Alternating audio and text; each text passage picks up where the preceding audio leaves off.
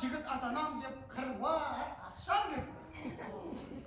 Осының оймен бақсам нетті? Жоқ, әлде сеніңше маған басқаны табылмай ма? Таныстарымызда махаббатымды жаңадан былапылдап тұрып жанбай ма? Қуырдақтың көкесін сонда көріп көзіңнен көл жас ағылмай ма? Ендеше бостан босқа шатаспа.